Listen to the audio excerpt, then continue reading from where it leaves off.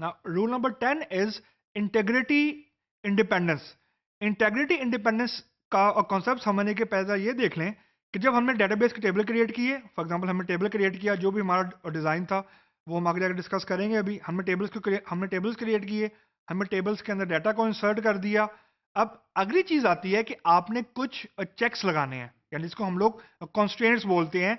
Constraint से मुराद वो सारे टूल्स हैं या वो सारी चीज़ें हैं जो बेसिकली इंश्योर करता है कि सिस्टम के अंदर कोई इनवैलिड डाटा नहीं होना चाहिए।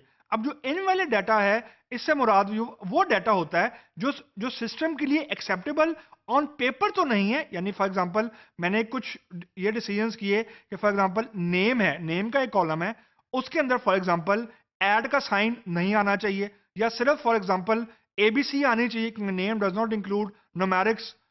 ये जो चेक्स हैं, ये जो कॉन्स्ट्रेंट्स हैं, ये कॉन्स्ट्रेंट्स एक्चुअली डेटाबेस के ऊपर भी लगने हैं, क्योंकि जो क्वालिटी ऑफ डाटा है वो ऑन पेपर तो हम लोग लिख देंगे कि जी इसके अंदर सिर्फ एबीसी आनी चाहिए फॉर एग्जांपल नेम के अंदर। But having said that and speaking from a practical view point, database should be able to do this also. कि फॉर एग्जांपल डेटाबेस के किसी नेम के कॉलम के अंदर मैं अगर ऐड का साइन एंटर करूं, अगर उसने एक्सेप्ट कर लिया, दैट्स अ रॉन्ग डाटा। तो डेटाबेस के अंदर हम लोग हर चीज एक्सेप्ट कर सकते हैं बट नो रॉन्ग डाटा, क्योंकि जो रिपोर्टिंग होनी है वो एक्चुअली डाटा के बेस के ऊपर होनी है। ये बिल्कुल वैसे ही है कि फॉर एग्जांपल एक प्रोडक्ट की कॉस्ट थी प्रैक्टिकली $1000, और डेटाबेस के अंदर जब मैंने इंसर्ट कर दिया वो फॉर एग्जांपल मैंने $100 कर दिया, तो अब जो भी रिपोर्टिंग होगी वो $100 की बेस के ऊपर होगी। डजेंट मैटर कि मैंने पेपर पे क्या लिखा था। तो गलत रिपोर्टिंग नहीं होनी चाहिए। Wrong data is will have a very drastic impact. तो इंटेग्रिटी से मुराद ये होती है कि जितने भी डाटा की क्वालिटी के चेक्स हैं, जितने जितने भी ऐसी चीजें हैं जो डाटा को अथेंटिकेट कर रहा है, डेटाबेस को उसको सपोर्ट भी करना चाहिए। यानी कॉन्स्ट्रेंट्स हैं, ट्रिगर्स हैं, something like this, these should be supported eight RDBMS. जो भी आरडीबीएमएस से क्लेम कर रहा है कि जी वो आरडीबीएमएस है, उसको ये सपोर्ट होनी चाहिए जो कॉन्स्ट्रेंट्स है या इंटेग्रिटी। जो एक पोर्शन है इस रूल का, इंटेग्रिटी इंडिपेंडेंट। जो इंटेग्रिटी है वो एक्चुअली वो है कि जो हमने वैलिडिटी ऑफ डाटा डिसाइड की है वो एक्चुअली डेटाबेस लेवल पे इंप्लीमेंट भी होना चाहिए। That's one portion of this rule. The second portion of this rule is independent.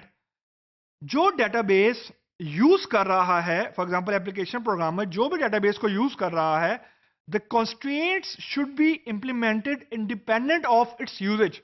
इससे मुराद ये है data dictionary. The constraints which we will implement, they will be implemented in data dictionary। यानी constraints की जो implementation है वो data dictionary पे मौजूद होनी चाहिए। और यानी मैं कोई create table नहीं करूंगा constraint अप्लाई करने के लिए। मैं फॉर एग्जांपल मैं कोई नई रो इंसर्ट नहीं करूंगा, या मैं किसी रो को डिलीट नहीं करूंगा टू मेक श्योर कि डेटाबेस जो है वो कॉन्स्ट्रेंट्स या जो इंटेग्रिटी है वो इंप्लीमेंट हुई हो।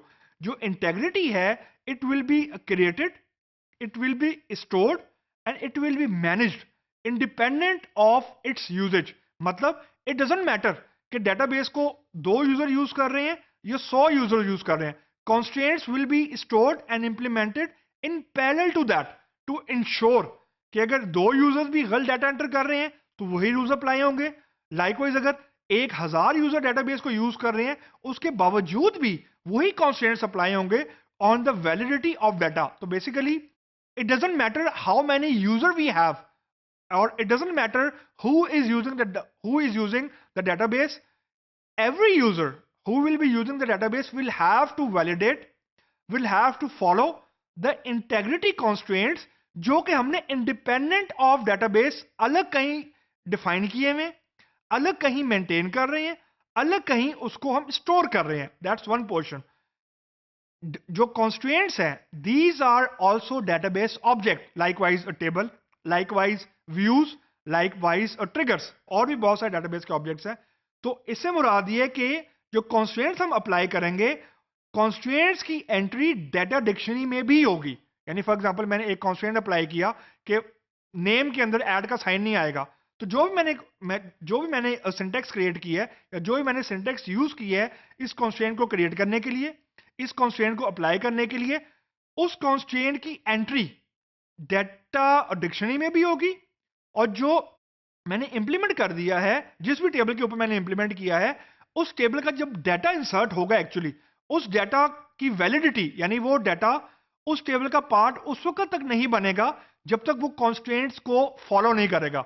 यानी मैंने कॉन्स्ट्रेंट लगाए थे फॉर एग्जांपल 5, और उन 5 में से 4 कॉन्स्ट्रेंट्स तो ट्रू हो गए, लेकिन अब 5वें पे आकर डाटा फेल हो गया, तो data will not be a part of your table, क्योंकि आपको मैसेज आ जाएगा कि दिस जो any one constraint is violated.